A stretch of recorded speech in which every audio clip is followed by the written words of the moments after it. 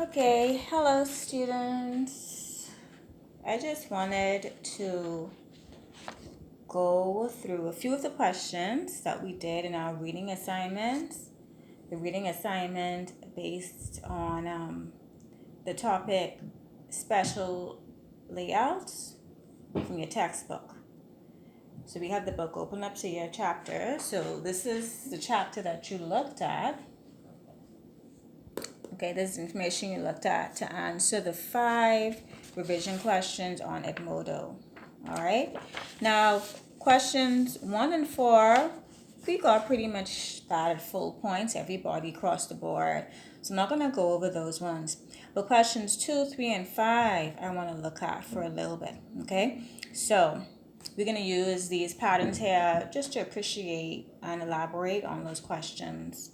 And if you have any further questions after we go through this demonstration, this explanation, please send me a message in the inbox on Edmodo or even on the video. Either is fine, okay, or on the class page. Now, question 2 read, in layout D in the diagram, why are both pattern pieces going in the same direction? Layout D. So layout D is this one here. Oop, can't see it. Is this one here. Okay? So D, we can assume that this is probably a pattern. Let's say a dress, okay? For a dress. Now, if you look at the fabric, in order to explain this, you have to talk about the fabric a little bit. A little bit. You can't get around that. I'm so tired holding this. But anyway, so look at the fabric. The fabric has a floral print, flowers. The flowers are going in one direction. That's why you have, I'm going to assume the back and the front of your pattern for your dress. They are both going in the same direction, going up with the print of the flower. Why is that important? Imagine you put this one by mistake going the opposite way. So the back of your dress will have the flowers going down and the front with the flowers going up. Will you ever in your life in the store purchase a garment that looks like that? That's an obvious flaw in production, okay? So you want to make sure that the print of your fabric, which is the directional print, is going in the same direction on all parts of your garment. So, I'm tired holding it. So the front part of the garment is this one. And why am I saying that? It's because it's cut on fold. Usually, if you have a pattern like this, a garment like this, center front, the front is usually on fold, okay? Because we don't always want to have a seam line going through the center of our garments all the time, okay? So, simply, you want to have the direction of your fabric print going in the same direction in all sides of your garment, front and back, okay? You have to be able to explain that, and you had to have used the word fabric at least once to explain that a bit, okay? Now, question 3.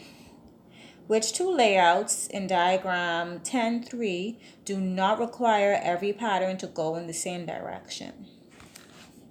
Okay, I have to sit down for a minute. All right, back to our diagram.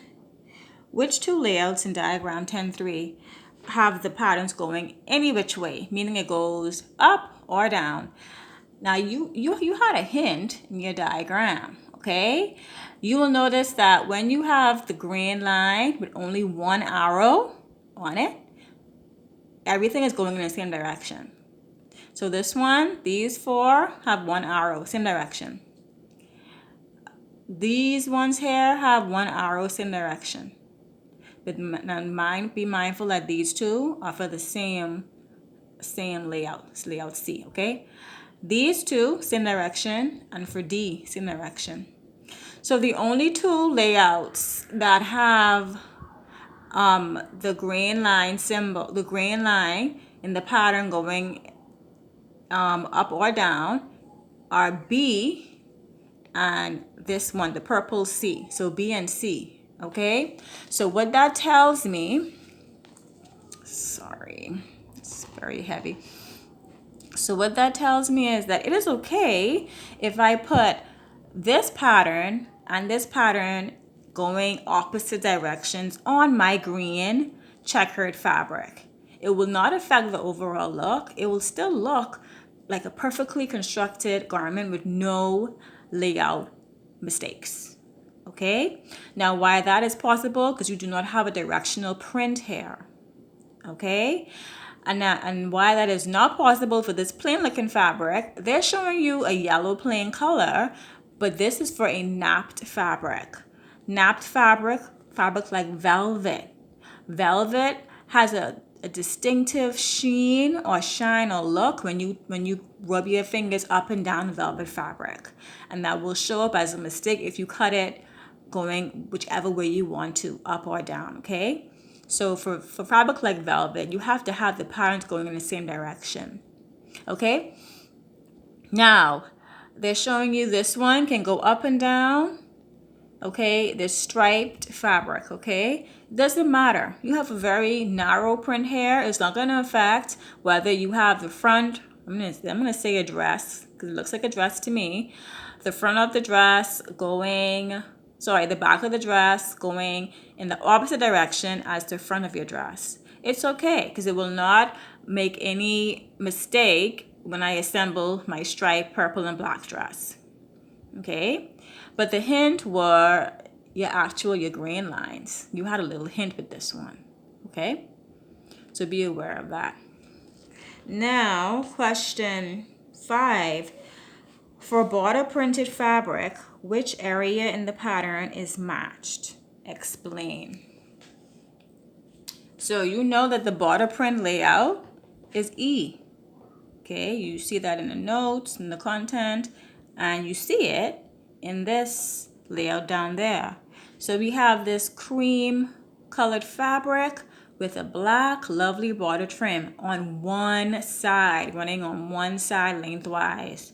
So we can say fairly that this is probably the lengthwise direction that this border print is running in. All right.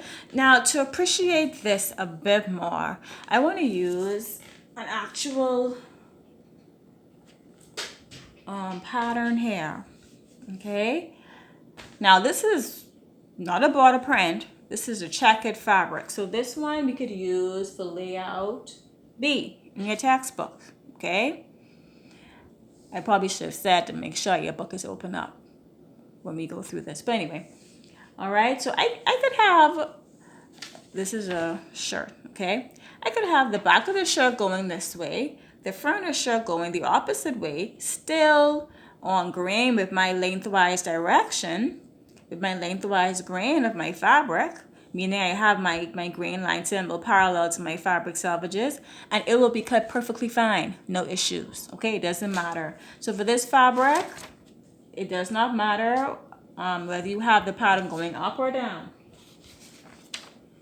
Very similar for this plaid here. Because of the way my plaid looks, I could have my pattern, going in either direction, up or down. Okay, so I don't have to have my shirt going in the same direction. I don't have to for this. But one thing I will do is what your textbook recommends you do for plaids is that you match up the plaid with the dominant line. So I would match up the edge of my pattern with the dominant black. This one here, once again, the dominant black. Even further, I would center my pattern with the dominant line once again. Okay, I'll center it between a red and a black. Same for the other one. Okay, so when I cut out, all of my side seam plaids will match beautifully. And the bottom of my garment will have the same plaid going all the way around. Okay, so for plaid, I could cut it this way. Or I can have one pattern going in another direction. It is quite possible for plaids. Just being mindful to match up your plaids and major seams. Now, last, let's appreciate first the border, because that's the last question we're at. Once again, it said for border printed fabric, which area in the pattern is matched? Explain. You have a border print here. I have yellow fabric. It's actually paper, but just to appreciate it. Yellow fabric. And I want to have the border at the bottom of my shirt because it's going to be so beautiful. So which area am I trying to match here? If I want to have the border, if I can see I have the border going at the bottom of the shirt. The bottom is the hem, right? So I want to match the hem of my garment with the border print. And to be meticulous, what I would do, I would mark where the border begins on my pattern. And I want to make sure it's the exact same area on the front of the shirt. I want this border to be perfectly matched up. So I'm going to use those markings as a guide for placement. And when I do this, I don't have to guess if it's going to look good and be accurate. It's going to be perfect because I marked it, I measured it, and I placed it exactly at the border where I want the border to run around my garment. So where will this border be? It will be at the bottom of the shirt, or you could say near the hem of the shirt. I'm going to have to match the hem area at the side seam.